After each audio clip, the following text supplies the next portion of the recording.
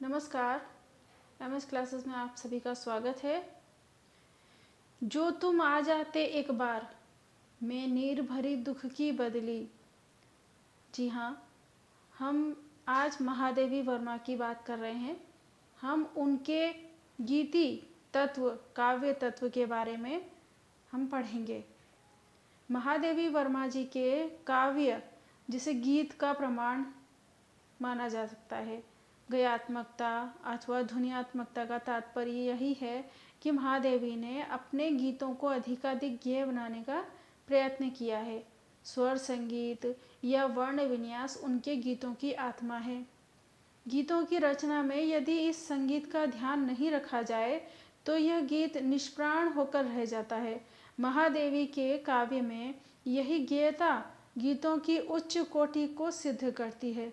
यथा स्पंदन में चिर निस्पंदन बसा, क्रंदन से आहत विश्व हंसा, नयनों में दीपक से जलते, पलकों में निर्झरनी मछली, नभ के नवरंग बनते दुकुल, छाया में मलय बहार पली। महादेवी वर्मा के काव्य की विशेषता ही वैयक्तिकता की प्रधानता है। गीत में कवि के प्रमुख सुख दुख के चित्र होते हैं। महादेवी वर्मा के गीतों में भी उनके सुख दुख के चित्र ही हैं। निहार व रश्मि ऐसी रचनाएं हैं जिनमें व्यक्तिगत दुख सुख प्रबल प्रभाव के साथ उपस्थित हैं। महादेवी जी ने अपने गीतों में अपनी भावनाओं को उघाड़ कर नहीं बल्कि सांकेतिक रूप में प्रकट किया है। उनके जो गीत हैं आत्मकथात्मक रूप लिए हुए हैं। जैसे जो तुम आ जाते एक बार, वह कौन है, मैं नीर भरी दुख की बदली, क्या पूजन क्या अर्चन रे। महादेवी वर्मा जी की काव्य में जब अतीब भावावेश की अवस्था में होता है तभी गीत बन जाते हैं। इस कारण गीत में भावों का सहज प्रवाह होना अत्यावश्यक है।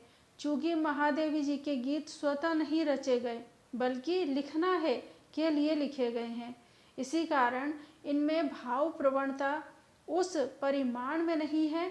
उन्होंने गीत रचे हैं, उन्हें गीत आते नहीं हैं, बल्कि वे गीतों का आह्वान कर लिखती हैं। महादेवी जी के गीतों का एक अनन्य पक्ष है वेदना भाव। इसी वेदनानुभूति के कारण इन्हें आधुनिक मीरा भी कहा जाता है। जैसे उदाहरण के लिए, विस्तृत नभ का कोई कोना, मेरा न कभी अपना होना, परिचय इतना इतिहास यही, उमड़ी कल थी मिट आज चली, बिछाती थी सपनों के जाल, तुम्हारी वह करुणा की कोर, गई वह अधरों की मुस्कान, मुझे मधुमय पीड़ा में बोर। इस प्रकार श्रेष्ठ गीत वही होता है जिसमें सहज प्रवाह हो तथा भाषा भी अलंकार के आडंबर से रहित हो। महादेवी वर्मा जी के यहाँ भी अलंकारों का अनपेक्षी प्रदर्शन नहीं है। प्रसंगानुरूप व भावानुरूप अलंकार आए हैं जिससे वे अत्यंत स्वाभाविक बन पड़े हैं। इनके गीतों में सहजता नहीं है। ये पाठक के मस्तिष्क को मथ सकते हैं किंतु मन नहीं। निशा की धो देता राकेश, चांदनी में जब अलके खोल, कली से कहता था मधुमास, बता दो मधु मदिरा का बोल। इस प्रकार ये कहा जा सकता है कि गीत लिखने में जैसी सफलता महादेवी जी को मिली है वैसी किसी को भी नहीं, किंतु इनके गीति काव्य की दृष्टि से शुद्ध गीत नहीं है। इन्हें कला गीत कहना अधिक उपयुक्त होगा। गीति के सभी गुण महादेवी जी के गीतों में विद्यमान है। महादेवी वर्मा जी के काव्य की अप्रतिम विशेषता ही है वेदना तत्व। महादेवी वर्मा जी का समस्त काव्य ही वेदना का राग है। स्वयं महादेवी जी के शब्दों में बचपन से ही भगवान बुद्ध के प्रति एक भक्ति और अनुराग होने के कारण उनकी संसार को दुखात्मक समझने वाली फिलोसॉफी से मेरा असमय ही परिचय हो गया था। इसी कारण उन्हें अपने चारों ओर पीड़ा ही पीड़ा दिखाई देती है। वह समस्त विश्व की पीर को अपने मानस में समा लेने के लिए अति व्याकुल है। वेदना उनके हृदय में अत्यंत गहराई से अंकित है। उनकी कविता की प्रत्येक पंक्ति में वेदना ही वेदना मुखरित होती है। वे सुख का आधार वेदना को मानती हैं। उनका मानना है, हे पीड़ा की सीमा यह, दुख का चिर सुख हो जाना। महादेवी जी के काव्य में पीड़ा, वेदना, कसक, टीस आदि की प्रधानता रही है। उनके कुछ गीतों में व्यष्टि के दुख की अपेक्षा समष्टि का दुख भी वर्णित है। उन्होंने व्यक्तिगत दुख को किनारे करके समाज के दुख को प्रधानता दी है। इससे ऐसा प्रतीत होता है कि वे बुद्ध के शब्द दुख वाले सिद्धांत को मानने लगी हैं। मेरे हंसते अधर नहीं, जग की आंसू लड़ियों देखो।